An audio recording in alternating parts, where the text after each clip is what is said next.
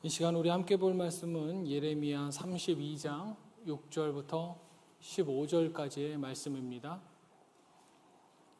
예레미야 32장 6절부터 15절까지의 말씀으로 제가 가진 성경은 구약 1103쪽에 있습니다.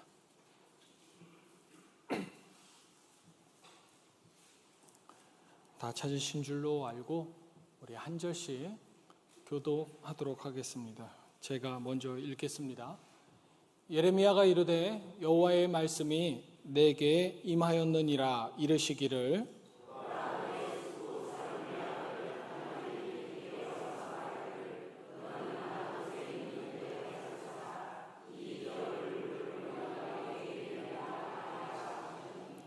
여호와의 말씀과 같이 나의 숙부의 아들 하나멜이 시위대 뜰 안 나에게 와서 이르되 청하노니 너는 베냐민 땅 아나돗에 있는 나의 밭을 사라.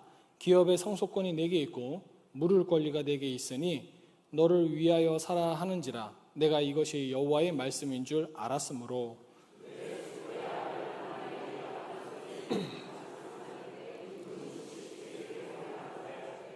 증서를 써서 봉인하고 증인을 세우고 은을 저울에 달아주고 법과 규례대로 봉인하고 봉인하지 아니한 매매 증서를 내가 가지고 나의 숙부의 아들 하나멜과 매매 증서의 인친 증인 앞과 시위대 뜰에 앉아있는 유다 모든 사람 앞에서 그 매매 증서를 마세야의 손자 네리야의 아들 바룩에게 붙이며 그들의 앞에서 바룩에게 명령하여 만군의 여호와 이스라엘의 하나님께서 이와 같이 말씀하시기를 너는 이 증서 곧 봉인하고 봉인하지 않은 매매 증서를 가지고 토기에 담아 오랫동안 보존하게 하라. 만군의 여호와 이스라엘의 하나님께서 이와 같이 말씀하시니라. 사람이 이 땅에서 집과 밭과 포도원을 다시 사게 되리라 하셨다 하니라. 아멘. 네, 그동안 이 시간에는 그 남유다와 북이스라엘의 왕들을 신앙의 관점으로 살펴보는 시간을 가졌습니다. 그 설교 일정상 오후 예배 때 중간중간 다른 분이 설교를 하기도 했지만 이 시리즈 설교를 작년 6월 1일 날 처음 시작했더라고요. 오늘이 5월 31일이니까 딱 1년이 되었다고 할 수 있겠습니다. 오늘은 이제 이 시리즈의 총정리라고 할 수 있는 마지막 28번째 이야기를 나누려고 합니다. 지난 시간에 우리는 그 시드기야 왕을 마지막으로 남유다가 끝내 멸망하는 장면을 함께 보았습니다. 그런데 남유다가 멸망하기 직전에 예루살렘 왕궁 감옥 안에서 한 소소한 사건이 있었어요. 선지자 예레미야는 이때 하나님의 말씀을 전했다는 이유로 왕궁 감옥에 갇혀 있게 됩니다. 오늘 본문의 시위대 뜰이라고 하는데 사실 이게 왕궁 정치범 감옥입니다. 아니 어쨌든 하나님의 말씀을 전했는데 선지자 예레미야가 다 늙은 나이에 감옥에 갇혔다. 네, 이때 하나님은 남유다가 바벨론에 항복을 해야 살 수 있다라고 말씀을 하셨고 그 말을 예레미야가 남유다에 그리고 왕에게 전달을 했는데 남유다의 왕이라든가 남유다 사람들, 신하들은 자신들이 바벨론에 항복하면 곧 죽는다라고 생각을 했거든요. 그러니까 이 선지자 예레미야가 하는 말이 고깝게 들렸겠죠. 그래서 거짓을 말한다. 백성들의 사기를 떨어뜨린다. 이런 이유로 왕궁 감옥에 가둔 겁니다. 그런데 이렇게 갇혀있는 예레미야에게 하나님께서 아주 이상한 말씀을 하십니다. 그게 7절입니다. 네 숙부 살룸의 아들 하나멜이 내게 와서 말하기를 너는 아나돗에 있는 내 밭을 사라. 이 기업을 물을 권리가 내게 있느니라 하리라. 좀 긴데요. 무슨 말이냐면 얼마 뒤에 며칠 뒤에 작은 아버지 아들인 사촌 하나멜이 올 건데 예레미야 너 보고 자기의 땅을 사라고 할 거다라는 하나님의 말씀입니다. 여러분 감옥에 갇혀있는 사람에게 찾아올 사람은 보통 정해져 있지 않겠습니까? 우선 면회 오는 가족이 있을 것이고요. 또 그 갇힌 사람을 감시하는 이 당시에는 군인, 오늘날로 지금 교도관점이 있을 거고요. 아니면은 범죄를 저질렀을 경우에는 그 범죄를 신문하는 조사관, 경찰이나 검찰, 이 당시에는 관리 이렇게 있었는데, 근데 하나님이 예고하신 방문은 전혀 의외였습니다. 너의 사촌이 올 것이다. 근데 그 목적이 뭡니까? 자신의 땅을 감옥에 갇힌 너한테 팔려고 올 것이다. 근데 정말 얼마 지나지 않아서 사촌 하나멜이 예레미야가 갇혀있는 감옥을 찾아왔어요. 그리고 예레미야에게 이번에 자기 살고 있는 아나돗 지방에 자기 땅을 팔아야 하는데 그 땅을 살 수 있는 권리가 사촌 예레미야 당신에게 있으니 예레미야가 땅을 사십시오라고 하는 겁니다. 하나님 하신 말씀 그대로였습니다. 여기서 우리가 하나 짚고 넘어가야 될 것이, 이스라엘 사람들에게 땅은 단순한 재산으로서의 부동산이 아니었습니다. 땅은 여호수아의 그 가나안 정복 때 하나님께서 각 지파, 각 가문에게 쪼개서 맡기신 유산이었어요. 그래서 기업이라고 하죠. 그래서 어떤 저 땅을 내가 갖고 싶다던가 혹은 내가 갖고 있는 땅을 팔고 싶어도 오늘날처럼 뭐 공인중개사 찾아가갖고 아무나 모르는 사람끼리 막 사고 팔고 할 수가 없었어요. 만약 내가 갖고 있는 땅을 이 땅의 주인이 어떤 특별한 이유가 있어서 땅의 권리를 잃게 될 상황이 된다면 아무나 또 그 땅을 살 수 있는 것이 아니라 나에게서 가장 가까운 친척만이 살 수 있는 권리가 있었던 거예요. 그래서 그 가까운 친척이 그 땅을 사서 이 땅이 내가 여호수아 시절에 받은 이 가나안 땅이 다른 가문이나 다른 지파나 혹은 다른 이방인들에게 넘어가서 내 생계가 끊어지지 않도록, 우리 가족의 생계가 끊어지지 않도록 하나님께서 엄히 명하신 것이거든요. 근데 문제는요, 지금 상황이에요. 지금 예레미야가 이 밭을 산다고 해서 예레미야가 그 밭에 갈 수 있을까요? 이 땅은 예레미야의 손이 닿을 수 없는 자리에 있습니다. 왜냐면요, 지금 예레미야는 어디에 있습니까? 감옥에 있고요. 지금 이 땅 위로는 곧 바벨론의 군대의 군화가 지나갈 것이고요. 그 거래를 해야 할 사람은 지금 감옥에 갇혀 있고요. 그래서 누가 봐도 이상한 거래예요. 거기다가 이 이상한 거래를 제안한 사촌 하나멜도 보면요, 성경이 오늘 하나멜의 속마음을 자세히 알려주지는 않습니다만 분명한 것은 하나멜이 굳이 이 시점에 자기 땅을 팔겠다고 찾아왔다는 거예요. 조금 전에 우리가 살펴봤듯이 이스라엘 사람에게 땅은 하나님이 주신 기업입니다. 가문의 뿌리예요. 그런데 그 뿌리를 지금 자기 손에서 내려놓겠다는 거예요. 사촌의 손에라도 넘기고 자기는 정리하고 싶다는 겁니다. 아마 하나멜의 머릿속에는 이런 계산이 있었겠죠. 지금 내가 이 땅을 붙들고 있어 봐야지만 무슨 소용인가. 바벨론의 군대가 곧 들이닥칠 텐데 그들이 다 들이닥치면 내가 다 뺏기지 않겠는가. 빈손이 되는 것보다는 지금이라도 돈 받고 파는 것이 낫겠다. 여러분, 가만 보면 하나멜은 무너지는 시대의 한 평범한 사람 같습니다. 믿음의 영웅은 아니고요. 그렇다고 악인이라고 할 수도 없어요. 앞날이 너무 불안해서 오래 붙들어온 것이라도 손에서 내려놓고 싶은 그런 평범한 사람 중에 한 사람입니다. 사실 이런 마음과 자세, 이 하나멜과 같은 사람이 우리에게 그다지 낯설지는 않습니다. 왜냐하면 우리가 살아가는 시대가 흔들릴 때는 손에 오래 쥐고 있었던 것들, 이런 것들 슬그머니 내려놓고 싶어하는 마음들이 어디서나 생기거든요. 이거 갖고 있어봐야 뭐하나 하는 마음. 그래서 오래 드리던 기도, 오래 지켜온 신앙생활, 멈추지 않고 내가 붙들어 왔었던 사명, 그리고 아직 끝나지 않았었던 그런 관계, 야 이제 그만하자라는 싶은 순간들이 우리의 삶 가운데서 찾아옵니다. 하나멜은 그런 마음으로 이제 시대가 저물어가고 있을 때, 마음이 떠나가고 있을 때 사촌이 갇혀있는 감옥 문을 두드린 그저 평범한 사람일 뿐입니다. 그런데 정작 그 자리에서 제일 이상한 일은 하나멜이 아니라 예레미야 쪽에서 일어난 거죠. 예레미야가 그 제안을 받아서 땅을 사기로 한 겁니다.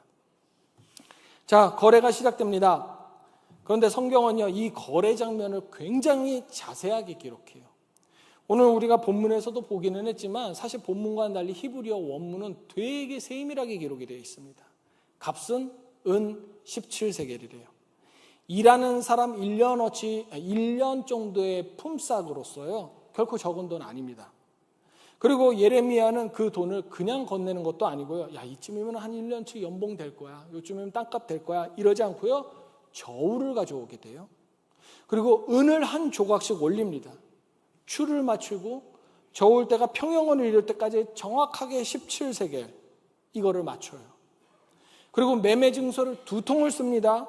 한 통은 봉인을 해요. 원본을 보관하기 위해서 봉인을 하는 겁니다. 우리로 치면 이제 뭐 법원 같은 데다가 등록을 하는 거죠. 또 다른 한편은 한 통은 공개합니다. 오픈을 해요. 누구나 확인해서 이 땅이 이 거래가 온전하게 이루어졌음을 볼 수 있게요. 그리고 그 문서에 다른 증인들을 세웁니다. 예레미야와 사촌 하나멜과 증서에 올린 증인들과 그리고 그 외에 감옥에 앉아 있었던 모든 사람들이 이 장면을 다 지켜보고 있습니다. 근데 여러분, 이게 참 묘한 장면이에요. 지금 예루살렘 성 밖에 누가 있는지 아십니까? 바벨론 군대가 있어요. 예루살렘 성은 바벨론 군대로부터 포위당하고 있어요. 성 안에서는 곡식이 떨어져 가고 있어요. 감옥 마당에서는 근데 저울대가 평형을 이루기를 기다리고 있고, 또 누군가를 추를 옮기고, 누군가는 증서에 이름을 적고, 누군가는 봉인 도장을 찍는 거예요. 여러분, 바벨론 군대가 들이닥치면은 이 모든 행위가 쓸모가 있는 행위입니까? 쓸모가 없는 행위입니까? 아무짝에도 쓸모없는 행동이에요. 봉인이 도장값이나 하겠습니까? 증인들이 살아남기나 하겠습니까? 그런 보장 없는 자리임에도 불구하고 예레미야는 단 하나의 절차도 빠뜨리지 않아요. 세상에서 가장 쓸모없어 보이는 절차가 지금 이 시간 그날 감옥에서 가장 진지하게 하나님 앞에서 진행되고 있었다라는 겁니다. 거기다가 이렇게 엄숙하고 진지하게 작성된 땅 문서를 예레미야가 그러면 간직하고 있느냐? 그것도 아니에요. 이거는 하나님이 내게 명령하신 문서야라고 하면서 혼자 잘 간직하는 것이 아니라 곧바로 다른 사람의 손으로 넘기는데, 그 사람이 바로 예레미야의 비서이자 서기관이었던 바룩이라는 사람입니다. 잘 모르실 수도 있겠지만 바룩은요, 예레미야가 하나님의 말씀을 들으면 이제 예레미야가 좀 나이가 드니까 하나님의 말씀을 받으면 그 말씀을 예레미야가 전해서 입으로 말하면 두루마리에 받아 적던 사람이에요. 근데 이 바룩에게는 전에 잊을 수 없는 한 장면이 기억이 되어 있는 사람입니다. 여호야김 왕 때 우리가 다뤘었는데요. 바룩은 예레미야가 받은 하나님의 말씀을 두루마리에 정성껏 기록을 했거든요. 근데 그 두루마리가 최종적으로 여호야김 왕 앞에 펼쳐지고 읽혀져요. 근데 그때 여호야김 왕이 그 두루마리를 어떻게 대했냐면 기억하실 겁니다. 여호야김 왕은 신하가 두루마리를 서너 단을 읽으면 자기 품속에 있는 작은 칼을 꺼내서 그 작은 칼로 방금 전에 신하가 읽었었던 두루마리를 잘라서 화로에 던지고, 또 신하가 서너 단을 읽으면 또 잘라서 화로에 던지는 그런 사람이었어요. 그렇게 두루마리가 다 타버릴 때까지 여호야김 왕은 자기 손으로 하나님의 말씀을 화로에 밀어 넣었는데, 바룩은 그렇게 자기가 정성껏 기록한 하나님의 말씀이 이렇게 사람의 손으로 잘려나가는 것을 본 기억이 있던 사람인 겁니다. 아무리 하나님의 말씀이라도 한 줌 재가 되어 사라지는 것을 두 눈으로 똑똑히 자기 앞에서 본 사람이에요. 그런데 그 사람에게, 그 비서에게, 그 바룩의 손에 하나님이 다시 한번 이 문서를 맡기시는 겁니다. 그 바룩에게 예레미야가 어떤 명령을 내리는지 보십시오. 14절입니다. 만군의 여호와 이스라엘의 하나님께서 이와 같이 말씀하시기를, 너는 이 증서, 이제 땅 문서를 말하는 겁니다. 너는 이 증서, 곧 봉인하고 봉인하지 않은 매매 증서를 가지고, 그러니까 원본과 원본 아닌 거 이거 둘 다 가지고 토기에 담아 오랫동안 보존하게 하라. 토기 항아리에 넣으라는 거예요. 이 땅 문서를 오랜 기간 동안 보존되도록 하라고 명령하신 겁니다. 한번 상상해 보십시오. 포위된 예루살렘 성, 무너지는 왕궁, 그 와중에 아무 의미 없는 것처럼 보이는 문서가 지금 작성이 되고 있고, 그렇게 해서 작성된 그 쓸데없어 보이는 문서는 감옥에 갇힌 한 늙은 선지자의 손에서 만들어지고, 그 비서의 손으로 옮기고 그 비서는 다시 그거를 토기 항아리에 넣고 토기 항아리는 봉인되고 이렇게 문서 한 장이 자꾸 이동을 해요. 큰 의미가 없어 보입니다. 그런데 거기다가 그 항아리 속에 들어간 이 땅 문서는 당장 펼쳐지는 문서가 아니에요. 당장 읽히지 않을 것이고 당장 사용되지 않을 것이에요. 그래서 심지어 이 문서는, 이 토기는 어떻게 된다? 보관될 거라고 말씀하셨어요. 여러분, 이렇게 의미 없는 일들이 자꾸 벌어집니다. 지금 무슨 말을 하나 싶을 거예요.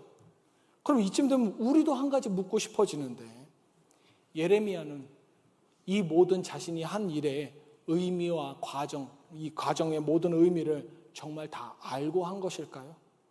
모든 의미를 다 이해했기 때문에 흔들림 없이 이 하나님께서 말씀하신 말을 다 제대로 수행한 걸까요? 예레미야는 이 모든 절차를 마친 뒤에 한 기도를 합니다. 예레미야는 그 기도의 첫머리에서 이렇게 고백해요. 17절입니다. 슬프도소이다. 주 여호와여, 주께서 큰 능력과 표심팔로 천지를 지으셨사오니 주에게는 할 수 없는 일이 없으시니이다. 좋은 고백이죠. 훌륭한 고백입니다. 주님은 뭐든지 다 하실 수 있다라는 그런 고백이죠. 근데 그런 기도가 한참 계속되다가 끝자락에서 결국 예레미야는 자기 마음속에 있는 한 가지 질문을 끝끝내 꺼냅니다. 25절이요. 주 여호와여, 주께서 내게 은으로 밭을 사며 증인을 세우라 하셨으나, 그래서 거래가 이루어졌으나 이 성은 갈대아인의 손에 넘긴 바 되었나이다. 이제 곧 나라 망할 건데 무슨 의미가 있습니까? 묻는 거예요. 하나님, 저는 주께서 하라고 하신 대로 다 했습니다. 은을 세웠고요, 증인을 세웠고요, 문서를 다 봉인했습니다. 그러면은 이 나라가 망하지 말아야 되는데 이 나라가 망하고 있어요. 성이 무너지고 있습니다. 바벨론 군대가 예루살렘 성벽 앞에 이미 도착했습니다. 주님, 내가 한 이 모든 것이 다 무슨 의미입니까? 이런 뜻이 담긴 기도였어요. 예레미야는 땅을 사라는 하나님의 말씀에 순종했습니다. 그런데 말씀대로는 했지만 그 의미를 다 알고 행동한 것은 아니었어요. 여러분, 이게 사실 우리에게도 익숙한 모습입니다. 순종은 했는데 순종하고 나서 마음이 더 어려워지는 일이 있거든요. 참기로 마음먹었는데 그 다음날 마음이 더 복잡해집니다. 용서하기로 분명히 결단했는데 그날 밤이 되니까 다시 분이 끓어올라요. 맡기겠다고 기도하고 나왔는데 일주일이 지나도록 도저히 상황이 바뀌지 않아요. 하나님, 저는 말씀대로 했는데, 주님이 가르쳐 주신 그 향방대로 내가 따라갔는데 이게 다 무슨 의미입니까? 여러분, 우리가 신앙생활하면서 이런 질문 하나 한 번 안 해본 신자가 있을까 싶습니다. 그런데 하나님은 그 질문을 피하지 않으세요. 정확하게 응답하십니다. 27절이요.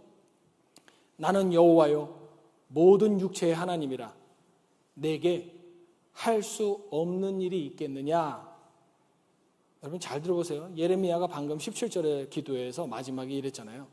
주에게는 할 수 없는 일이 없으시니이다 라고 고백했는데, 하나님은 그 고백을 그대로 예레미야에게 다시 돌려주시는 겁니다. 나에게 할 수 없는 일이 있겠느냐?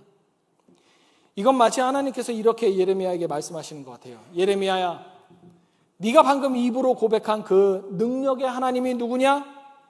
지금 네가 한 일이, 문서를 만든 일이, 땅을 산 일이 네 머리로 이해가 안 되지? 네 손에는 지금 당장 써먹을 수 없는 것 같은 그런 문서만 지금 손에 들려있지? 그래서 지금 네 눈에는 바벨론에 의해서 무너지는 이 예루살렘 성벽이 보이지? 그런데 이 암담한 상황 속에서 그래도 네가 고백한 그 능력의 하나님이 누구냐? 바로 내가 아니냐? 그 능력의 하나님, 내가 지금 너에게 말하고 있다. 이 성이 곧 무너질 것이다. 이래요. 참 보면요, 예레미야나 사람들은 성이 무너지는 것을 원할까요? 원하지 않을까요? 나라가 망하는 것을 원치 않습니다. 그런데 하나님께서는 이렇게 말씀하세요. 죄는 죄고 심판은 심판이야. 무너질 것은 분명하게 싸그리 무너질 거라고 단호하게 말씀을 하고 계십니다. 이 점에서 하나님은 우리의 현실을 어영부영 덮으시는 분이 아님을 우리가 다시 한번 확인할 수 있습니다. 그러나 그 다음에 하나님은 한마디를 덧붙이십니다. 41절이요. 내가 기쁨으로 그들에게 복을 주되 분명히 나의 마음과 정성을 다하여 그들을 이 땅에 심으리라. 마음과 정성을 다하여 다시 심겠다고 하십니다. 전능하신 하나님께서 너희의 범죄함과 너희의 패악함 때문에 어쩔 수 없이 이 성은 싸그리 무너지겠지만 내 능력을 다하여서 마음과 정성을 나의 기쁨으로 다시 심겠다고 말씀하시는 겁니다. 여러분 한번 생각해 보십시오. 이 약속을 받고 있는 백성이 어떤 백성이었어요? 하나님 마음을 그렇게 오래 썩힌 백성입니다. 선지자가 부를 때마다 하나님 앞에서 등 돌렸었던 백성이고요. 자신들 안에, 즉 예루살렘 안에 성전이 있다는 것 하나로 하나님이 그래도 우리는 버리시지 않으시겠지 하면서 자기 죄를 가리려고 했었던 백성. 다윗 왕조가 있기 때문에 그 다윗 왕조의 약속 때문에라도 하나님은 우리를 멸망시키지 않으실 거야. 바로 그 다윗 왕조의 보좌를 자기 면죄부처럼 사용했었던 백성들이 바로 이들이었어요. 그런데 그 백성을 하나님이 뭐라고 말씀하십니까? 야, 어쩔 수 없이 마지못해서 내가 관용을 한번 베풀어 줄게. 아니, 이 정도 아닙니다. 이렇게 어영부영이 아니라 마음과 정성을 다해서 정령이 분명히 단호하게 심판하겠지만 또 역시 마음과 정성을 다해서 기쁨으로 정령이 분명히 단호하게 너희들을 다시 심어 세우겠다라고 하시는 겁니다. 그동안 우리들이 본 수많은 왕들이 있는데요. 그 왕들의 손에 다 무엇이 들려 있었습니까? 아합의 손에는 강력한 군대가 있었고요. 므낫세의 손에는 화려한 우상이 있었고요. 여호야김의 손에는 말씀을 잘라버리는 작은 칼이 들려 있었어요. 왕들은 자신의 힘을 드러내는, 자신의 능력을 드러내는 그것들을 손에 꽉 쥐었어요. 놓지 않으려고 손에 힘을 꽉 쥐었어요. 그게 자기를 지켜줄 거라고 믿었거든요. 근데 결국 그것들이 자신들을 지켜줬습니까? 아니요, 하나도 못 지켜줬죠.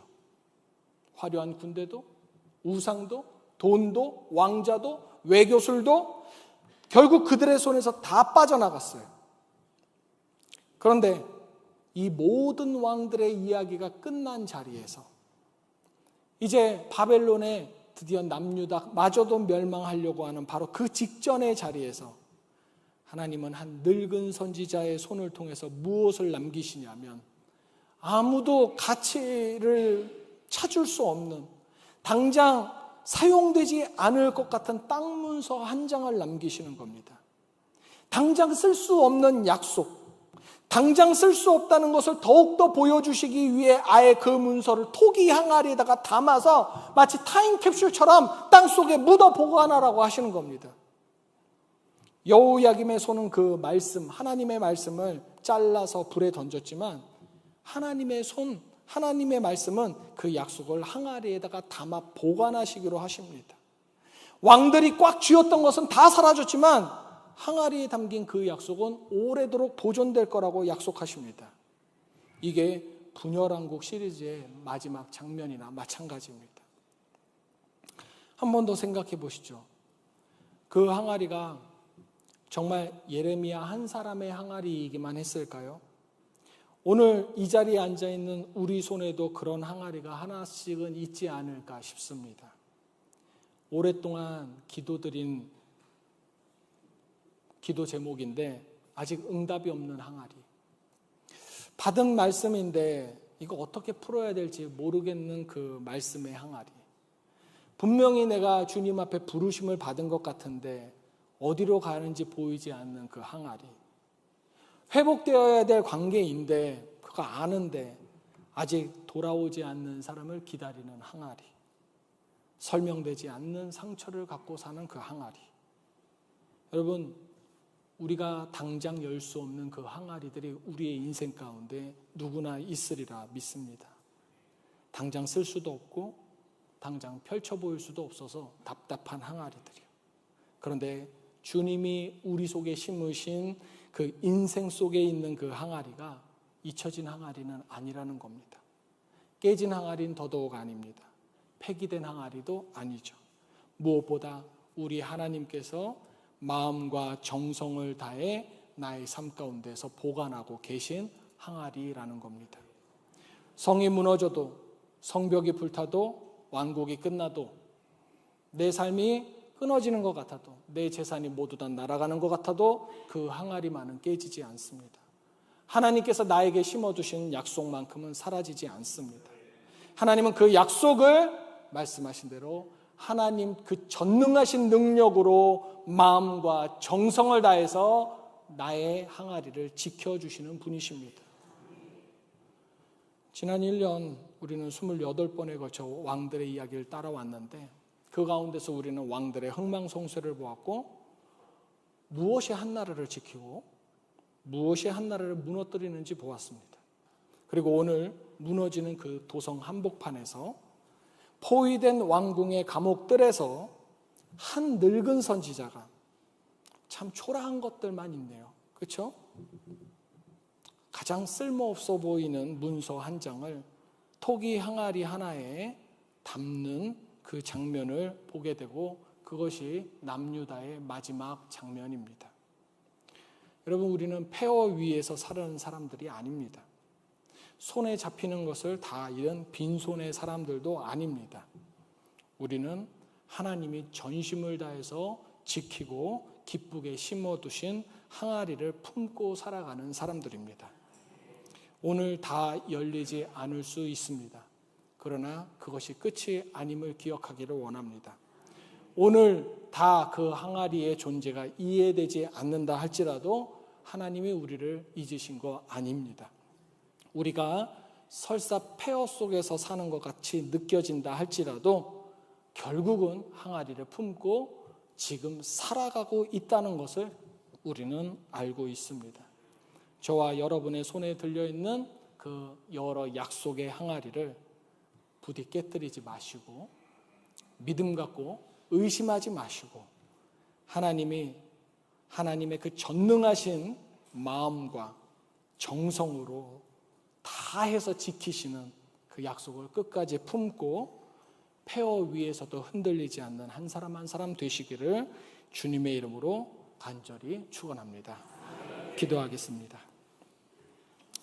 하나님 아버지, 우리는 눈앞의 현실의 상황에 따라 이리저리 우리의 계산기를 두드릴 때가 많습니다. 주님의 뜻보다 보이는 것들을 더 신뢰하는 그 어리석음이 우리 몸에 너무 많이 배어 있습니다. 기다리는 것보다 즉각적으로 행동하는 것이 더 좋고 이해되지 않으면 내 감정을 상해 가면서까지 순종하지 않았습니다. 주님의 신실하심을 의심했습니다. 주님, 왕들의 이야기가 일단락되는 이 시점에 이제 우리 마음을 다시 붙들어 주시옵소서. 당장 모든 것이 보이지 않아도 주님께서 말씀하신 길을 따라 걷게 하여 주시옵고 우리 안에 남아있는 두려움, 조급함을 이제 내려놓게 하여 주시옵소서. 분명 주님께서 우리에게 남겨두신 이해되지 않고 하찮아 보이며 쓸데없는 것처럼 보이는 땅문서와 같은 약속이 우리 삶에 잘 보관되어 있을 것인데 주님이 진심으로 붙잡고 기억하시는 그 약속을 우리도 잘 찾아서 주님께서 열어주시는 그날까지 버티고 견디게 하여 주시옵소서. 우리에게 보장된 약속은 이 땅에서의 명예와 성공과 승리가 아니라 주님과 함께하는 나라에서의 사랑과 통치와 상급임을 기억하게 하셔서 지금 내 눈앞에 보이는 것들로부터 주님 나라로 시선을 옮기는 그 은혜가 우리에게 있게 하여 주시옵소서. 예수님의 이름으로 기도합니다. 아멘.